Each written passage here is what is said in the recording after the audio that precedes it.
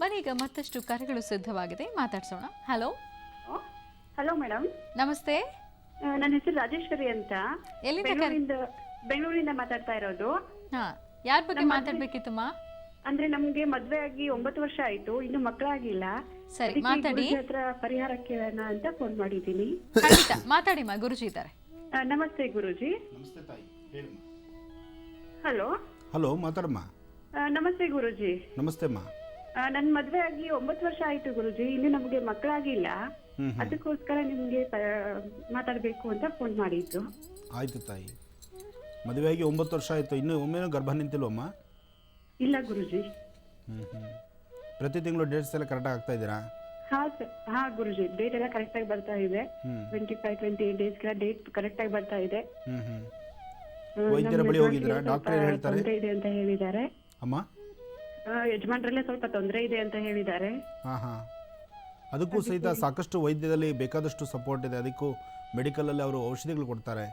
ಆ ಥರ ಸನ್ನಿವೇಶಗಳಾದ್ರೂ ಸಹಿತ ಕೆಲವು ಸತಿ ಫರ್ಮ್ ಕೌಂಟಿಂಗ್ ಸರಿಯಾಗಿ ಬಂದಿಲ್ಲ ಅಂದಾಗ ಅದಕ್ಕೆ ಬೇಕಾದಷ್ಟು ಮೆಡಿಸಿನ್ಸ್ ಇದೆ. ಅಶ್ವಗಂಧ ಇದೆ, ಮತ್ತು ಅದಕ್ಕಿನ್ನು ಬಾದಾಮಿ, ಅಶ್ವಗಂಧ, ಈ ಥರದ್ದೆಲ್ಲನೂ ಕೆಲವು ವನಸ್ಸರಿಗಳಲ್ಲೂ ಇದೆ.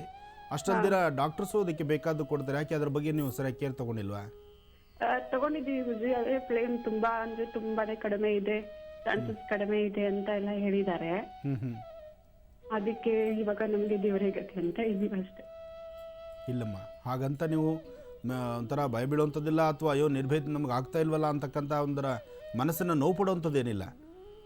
ಈಗ ಸಾಕಷ್ಟು ಅದಕ್ಕೆ ಆಧಾರಗಳಿದೆ. ಒಂದು ಕೆಲಸ ಮಾಡಿ, ಅವರ ಒಂದು ಕಣ್ಣರೇಖೆ ಮತ್ತು ನಿಮ್ಮ ಕಣ್ಣರೇಖೆ ಎರಡೂ ಕಳಿಸ್ಕೊಡಿ ನನಗೆ. ಇದಕ್ಕೆ ಸಂಬಂಧಪಟ್ಟಂತಹ ಕೆಲವು ವನಸ್ಸರಿಗಳಿದೆ, ನಾನು ತಿಳಿಸ್ತೀನಿ. ಅದಕ್ಕಿಂತ ಹೆಚ್ಚಿನಾಗಿ ಈಗಾಗಲೇ ವೈದ್ಯರು ನಿಮಗೆ, ನೀವು ವೈದ್ಯರನ್ನ ಕನ್ಸಲ್ಟ್ ಮಾಡಿದರೆ ಅವ್ರು ಅದಕ್ಕೆ ಸಂಬಂಧಪಟ್ಟಂಥ ಮೆಡಿಸಿನ್, ನಿಮ್ಮ ಮನೆಯವ್ರ ಮೆಡಿಸಿನ್ಸ್ ತಗೊಳ್ತಾರೆ ತಾನೆ? ಇಲ್ಲ ಗುರುಜಿ, ಅವ್ರಿಗೆ ಅಂತ ಮೆಡಿಸಿನ್ ಏನು ಕೊಟ್ಟಿಲ್ಲ. ನಾನೇ ಬೇರೆ ತರ ಇದ್ ಮಾಡ್ಬೇಕು ಅಂತ ನನ್ಗೇನೆ ಟ್ರೀಟ್ಮೆಂಟ್ ಕೊಡ್ತಾ ಇದ್ರು. ಸೊ ಅದ್ರಲ್ಲೂ ಫೇಲ್ ಆಗಿದೆ. ಇಲ್ಲ ತಾಯಿ, ಅಧೈರ್ಯ ಪಡಬೇಡಮ್ಮ, ಖಂಡಿತ ಒಳ್ಳೇದಾಗತ್ತೆ. ಆದರೆ ಕೆಲವು ವಿಚಾರಗಳನ್ನು ಕೆಲವು ವೇದಿಕೆಗಳಲ್ಲಿ ಮಾತಾಡೋದಕ್ಕೆ ನನಗೂ ಆಗಲ್ಲ. ನೀವು ಬಾಯ್ಬಿಟ್ಟು ಹೇಳೋದು ನಿಮಗೂ ಅದು ಸಮಂಜಸವಲ್ಲ. ಅದರಿಂದ ಒಂದು ಕೆಲಸ ಮಾಡಿ, ತಲೆ ಕೆಡಿಸ್ಕೊಳ್ಳೋದು ಬೇಡ. ನಿಮ್ಮ ಕಣ್ಣರೇಖೆ ಫೋಟೋ ಕಳಿಸಿ, ನಿಮ್ಮ ಫೋನ್ ನಂಬರ್ ಇರುತ್ತೆ, ನಾನು ನಿಮ್ಮನ್ನು ಮಾತಾಡ್ತೀನಮ್ಮ. ಒಳ್ಳೇದಾಗುತ್ತೆ. ರಾಜೇಶ್ವರಿ ಅವರು ಕರೆ ಮಾಡಿ ಮಾತನಾಡಿದ್ರು ಬೆಂಗಳೂರಿನಿಂದ. ಅವರಿಗೆ ಕರೆ ಮಾಡಿದ್ದಕ್ಕಾಗಿ ಧನ್ಯವಾದಗಳನ್ನ ತಿಳಿಸ್ತಾ ಈಗ ಮತ್ತೊಂದು ಕರೆ ಸಿದ್ಧವಾಗಿದೆ, ಯಾರು ಮಾತಾಡ್ಸೋಣ. ಹಲೋ ಹಲೋ, ನಮಸ್ತೆ. ನಮಸ್ತೆ, ನಾನು ಅನ್ನಪೂರ್ಣ ಅಂತ ಬೆಂಗಳೂರಿಂದ ಕಾಲ್ ಮಾಡ್ತಾ ಇದ್ದೀನಿ. ಯಾರ ಬಗ್ಗೆ ಮಾತಾಡ್ಬೇಕಿತ್ತು? ನನ್ನ ಬಗ್ಗೆ ಮತ್ತು ನನ್ನ ಫ್ಯಾಮಿಲಿ ಬಗ್ಗೆ ಮಾತಾಡ್ಬೇಕು ಮೇಡಮ್. ಮಾತಾಡಿಮ್ಮ, ಗುರುಜಿ ಇದ್ದಾರೆ. ಹಲೋ. ಹಲೋ. ಗುರು ಬ್ರಹ್ಮ, ಗುರು ವಿಷ್ಣು, ಗುರುದೇವ ಮಹೇಶ್ವರ, ಗುರು ಸಾಕ್ಷಾತ್ ಪರಬ್ರಹ್ಮ, ತಸ್ಮೈ ಶ್ರೀ ಗುರುವೇ ನಮಃ. ಭಾರತ್ ಗುರುಜಿ, ನಿಮ್ಮ ಪಾದ ಕಮಲಕ್ಕೆ ಕೋಟಿ ಕೋಟಿ ನಮನ ಗುರುಜಿ. ಒಳ್ಳೇದಾಗ್ಲಿ ತಾಯಿ, ಹೇಳಮ್ಮ. ಏನಿಲ್ಲ ಗುರುಜಿ, ನಂದು ಮದುವೆಯಾಗಿ 2.5-3 ವರ್ಷ ತುಂಬ್ತಾ ಇದೆ. ಇನ್ನೂ ಮಕ್ಕಳಾಗ್ತಾ ಇಲ್ಲ ಗುರುಜಿ. 2.5-3 ವರ್ಷಕ್ಕೆ ನೀವೇನು ಭಯಪಡುವಂತ ಅವಶ್ಯಕತೆ ಇಲ್ಲ. ಹೌದು ಗುರುಜಿ. ಮತ್ತೆ ನನ್ನ ಫ್ಯಾಮಿಲಿಯಲ್ಲಿ ಸ್ವಲ್ಪ ನನ್ ಜಾಬ್ ಆಗ್ತಾ ಇಲ್ಲ, ನನ್ನ ಮನೆಯವ್ರದ್ದು ಜಾಬ್ ಆಗ್ತಾ ಇಲ್ಲ. ಹಾಗೆ ಅಪ್ಪಂದು ತುಂಬಾ ಕಷ್ಟ ನಡೀತಾ ಇದೆ ಗುರುಜಿ ಬಿಸ್ನೆಸ್ ಅಲ್ಲಿ. ಗುರುಜಿ, ಮಿಥುನವರೆಗೆ ತಿಳಿಸ್ಕೊಟ್ಟಿದ್ರೆ ಇನ್ನು ಕರ್ಕಾಟಕ ರಾಶಿಯಿಂದ ತಿಳಿಸ್ಕೊಡ್ಬೇಕು. ಖಂಡಿತಮ್ಮ. ಇನ್ನ ಕರ್ಕಾಟಕ ರಾಶಿ. ಕರ್ಕಾಟಕ ರಾಶಿಯಲ್ಲಿರ್ತಕ್ಕಂಥವ್ರು ರಾಶಿ ನಕ್ಷತ್ರಚಾರ ಪ್ರಕಾರ ಇವತ್ತಿನ ದಿನ ಸಾಕಷ್ಟು ವಿಶೇಷತೆಗಳನ್ನು ಒಳಗೊಂಡಿದೆ. ಇವತ್ತು ನೀವು ಮಾಡುವಂತಹ ಕಾಯಕದಲ್ಲಿ ಪ್ರಗತಿ ಕಾಣ್ತಿದ್ದೀರಿ. ಕರ್ಕಾಟಕ ರಾಶಿಯಲ್ಲಿರ್ತಕ್ಕಂಥ ಹೆಣ್ಣು ಮಕ್ಕಳು ಮಾತ್ರ ನಿಮ್ಮ ಆರೋಗ್ಯದ ಬಗ್ಗೆ ಸಾಕಷ್ಟು ಕಾಳಜಿ ವಹಿಸಬೇಕು. ಇವತ್ತು ನಿಮ್ಮ ಎಡಭಾಗದ ಭುಜ ಅಥವಾ ಸೊಂಟಕ್ಕೆ ಸಂಬಂಧಪಟ್ಟ ಸಮಸ್ಯೆ ಅಥವಾ ಮೊಣಕಾಲಿಗೆ ಸಂಬಂಧಪಟ್ಟ ಸಮಸ್ಯೆಗಳು, ಇಂತಹದ್ದು ಹೆಣ್ಣು ಮಕ್ಕಳು ನೋಡಬೇಕಾಗತ್ತೆ. ಕರ್ಕಾಟಕ ರಾಶಿಯಲ್ಲಿರ್ತಕ್ಕಂಥವರು ದೂರಭಾರ ಪ್ರಯಾಣ ಬೆಳೆಸುವಂಥದ್ದು ಬೇಡ, ಅತಿಯಾದಂತಹ ವೇಗವಾಗಿ ಚಲಿಸ್ತಕ್ಕಂಥದ್ದು ಬೇಡ. ಯಾವುದೇ ಕಾಗದ ಪತ್ರಗಳಿಗೆ ಸಹಿ ಹಾಕಬೇಕಾದರೂ ಸ್ವಲ್ಪ ಆಲೋಚಿಸಿ ಸಹಿ ಹಾಕಿ. ಹಾಗೆ ಕರ್ಕಾಟಕ ರಾಶಿಯಲ್ಲಿರ್ತಕ್ಕಂಥ ಸಣ್ಣ ಪುಟ್ಟ ಪುಟಾಣಿ ಮಕ್ಕಳನ್ನು ಜೋಪಾನ ನೋಡ್ಕೊಳ್ಳಿ. ಇವತ್ತು ಕರ್ಕಾಟಕ ರಾಶಿಯಲ್ಲಿರ್ತಕ್ಕಂಥವರು ಯಾವುದೇ ಒಂದು ಕೆಲಸ ಕಾರ್ಯ ಮಾಡಬೇಕಾದ್ರೂ ನಿಮ್ಮಲ್ಲಿರ್ತಕ್ಕಂಥ ಹಿರಿಯರ ಮಾರ್ಗದರ್ಶನದೊಂದಿಗೆ ನೀವು ಮುಂದುವರಿಯತಕ್ಕಂಥದ್ದು ಭಾಳಷ್ಟು ಸೂಕ್ತ. ಹಾಗೆ ಮಕ್ಕಳು ವಿದ್ಯಾಭ್ಯಾಸದ ಕಡೆ ಹೆಚ್ಚು ಗಮನ ಕೊಡಬೇಕು. ನಿಮ್ಮ ಮನಸ್ಸು ಬಹಳ ಚಂಚಲತೆಯಿಂದ ನಿಮ್ಮ ಅಭ್ಯಾಸ ಕ್ರಮದಲ್ಲಿ ಸಾಕಷ್ಟು ಹಿಂದುಳಿತಿದ್ದೀರಿ. ಅದಕ್ಕಾಗಿ ನಿಮ್ಮ ವಿದ್ಯಾಭ್ಯಾಸದ ಕಡೆ ಹೆಚ್ಚು ಚುರುಕಾಗಿಟ್ಕೊಳ್ಳಿಕ್ಕೋಸ್ಕರ ಇವತ್ತು ನೀವು ಮಾಡಬೇಕಾದ್ದು ಧನ್ವಂತರಿ ಮಹಾವಿಷ್ಣುವನ್ನು ಪ್ರಾರ್ಥನೆ ಮಾಡಿ. ಮಹಾವಿಷ್ಣು ಪ್ರಾರ್ಥನೆಯೊಂದಿಗೆ ಕರ್ಕಾಟಕ ರಾಶಿಯವರು ಸಮಂಜಸವಾಗಿ ನೀವು ಆಲೋಚನೆ ಮಾಡಿ ಮುಂದೆ ನಡೆದರೆ ಸಾಕಷ್ಟು ಯಶಸ್ಸಿನ ಫಲವನ್ನು ಸಿದ್ಧಿಪಡಿಸ್ಕೊಳ್ತೀರಿ. ಇನ್ನು ಸಿಂಹರಾಶಿ.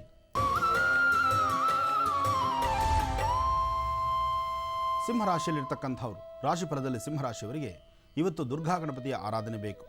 ಕಾರಣ ನಿಮ್ಮಲ್ಲಿ ಎಷ್ಟೇ ಛಲ ಇರ್ಬೋದು, ಎಷ್ಟೇ ಒಂದು ಹಠ ಇರ್ಬೋದು, ಅಥವಾ ನೀವು ಇಂಥದ್ದೇ ಸಮಂಜಸವಾದಂಥ ಸರಿಯಾದಂಥ ದಾರಿಯಲ್ಲಿ ನಡೀತೀರಿ ಅಂತಕ್ಕಂಥದ್ರ ಮನಸ್ಥಿತಿ ನಿಮಗಿರಬಹುದು. ಆದರೆ ನಿಮ್ಮ ಅಕ್ಕಪಕ್ಕದಲ್ಲಿರ್ತಕ್ಕಂತಹ ಜನ ಆಗಲಿ ಅಥವಾ ನಿಮ್ಮ ಮನೇಲಿರ್ತಕ್ಕಂಥ ಹಿರಿಯರಾಗಲಿ ಸಾಕಷ್ಟು ಜನ ಮಾರ್ಗದರ್ಶಕರು ನೀವು ಹಾಕ್ತಿರ್ತಕ್ಕಂಥ ಹೆಜ್ಜೆ ಸರಿಯಿಲ್ಲ, ಇದು ನೀ ಮಾರ್ಗದಲ್ಲಿ ನಡಿಬೇಕು ಅಂತ ಎಚ್ಚರಿಸ್ತಕ್ಕಂಥವ್ರು ಸಾಕಷ್ಟು ಜನ ಆಗ್ತಾರೆ.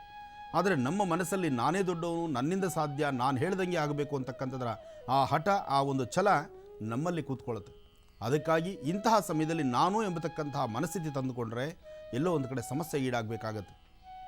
ಅದಕ್ಕೋಸ್ಕರ ಸಿಂಹರಾಶಿಯವರು ಇವತ್ತು ಮಧ್ಯಾಹ್ನ 12 ಗಂಟೆಯಿಂದ 4 ಗಂಟೆ 15 ನಿಮಿಷದ ತನಕ 12ರಿಂದ 4:15 ಒಳಗಾಗಿ ಬಂದು ಒದಗತಕ್ಕಂಥ ಸಣ್ಣ ಪುಟ್ಟ ಸಮಸ್ಯೆಗಳಿಗೆ ತಲೆ ಕೊಡಬೇಕಾದ್ದರಿಂದ ಭಾಳಷ್ಟು ಜೋಪಾನ ಎಚ್ಚರಿಕೆಯ ನಡೆ ಇರಲಿ.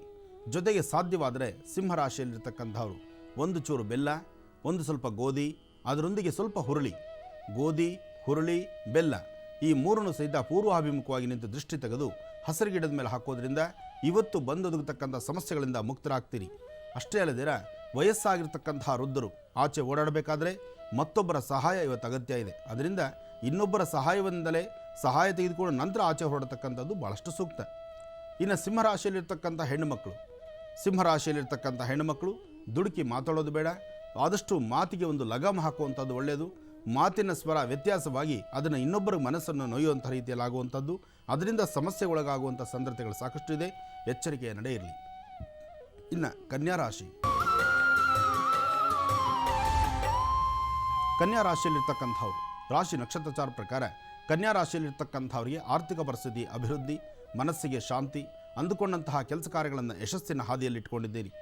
ಇವತ್ತು ನೀವು ನಂಬಿರ್ತಕ್ಕಂತಹ ದೈವದ ಆರಾಧನೆಯನ್ನು ಕ್ರಮಬದ್ಧವಾಗಿ ನೀವು ಮಾಡಿದ್ದೇ ಆದರೆ ಸಾಕಷ್ಟು ಯಶಸ್ಸಿನ ಫಲ ನಿಮ್ಮದಾಗುತ್ತೆ. ಕನ್ಯಾ ರಾಶಿಯಲ್ಲಿರ್ತಕ್ಕಂಥವರು ಆರ್ಥಿಕ ಪರಿಸ್ಥಿತಿ ಅಭಿವೃದ್ಧಿಗೆ ಸಾಕಷ್ಟು ಹೊತ್ತು ಕೊಟ್ಟಿದ್ದೀರಿ. ಅದೇ ಪ್ರಕಾರವಾಗಿ ಇವತ್ತು ಸಾಕಷ್ಟು ಲಾಭವನ್ನು ಕಾಣ್ತೀರಿ. ಕನ್ಯಾ ರಾಶಿಯಲ್ಲಿರ್ತಕ್ಕಂಥ ಹೆಣ್ಣು ಮಕ್ಕಳು ಸ್ವಲ್ಪ ತಲೆ ಬಗ್ಗಿಸಿ ನಡೆದು ನಾನು, ನಂದು ಅಥವಾ ನನ್ನ ಪರಿವಾರ, ನನ್ನ ಸಂಸಾರ, ನನ್ನದೇ ಆದಂತಹ ಜವಾಬ್ದಾರಿತನ, ನನ್ನ ಹೆಣ್ತನಕ್ಕೆ ಇರಬೇಕಾದಂತಹ ಜವಾಬ್ದಾರಿಗಳಿದೆ, ಇದೆಲ್ಲವನ್ನು ಸಹಿತ ನೀವು ಮನಸ್ಸಲ್ಲಿಟ್ಕೊಂಡ್ರೆ ಹೆಚ್ಚಿನ ಫಲವನ್ನು ಸಿದ್ಧಿಪಡಿಸ್ಕೊಳ್ತೀರಿ. ಒಳ್ಳೆಯದಾಗಲಿ.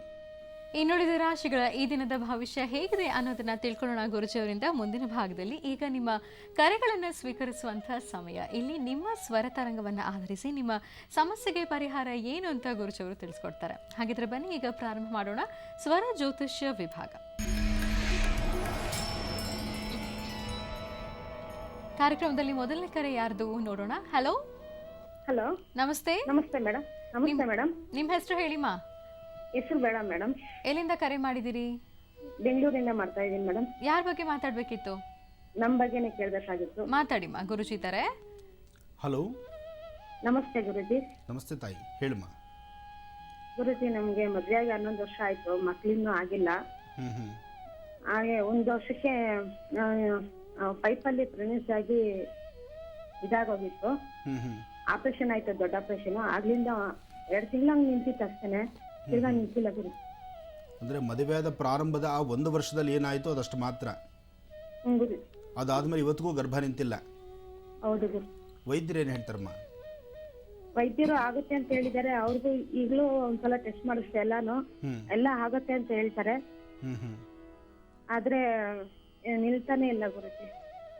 ಅದನ್ನೇಮ್ಮ, ಯಾಕೆಂದ್ರೆ ಇದು ಈ ಹಿಂದೆನೇ ಒಂದ್ಸತಿ ಗರ್ಭ ನಿಂತು ಟ್ಯೂಬಲ್ಲಿ ಪ್ರಾಬ್ಲಮ್ ಆಗಿದೆ ಅಂತ ಹೇಳಿ ಆಗ ಆಪರೇಷನ್ ಮಾಡಿ ಪುನಃ ಅದು ಸೆಟ್ರೇಟ್ ಆಗಬೇಕಾದ್ರೆ ಸ್ವಲ್ಪ ಸಮಯ ತೆಗೆದುಕೊಳ್ಳುತ್ತೆ ನೋಡಿ. ಸಾಧ್ಯವಾದಷ್ಟು ಇಲ್ಲಿ ಸಮಸ್ಯೆ ಅಂತಕ್ಕಂಥದ್ದು ಸ್ವಲ್ಪ ಇರೋದ್ರಿಂದ ಒಬ್ಬರಲ್ಲ ಇಬ್ಬರು ಸರಿಯಾದಂತಹ ವೈದ್ಯರ ಸಲಹೆ ಬೇಕಾಗತ್ತೆ.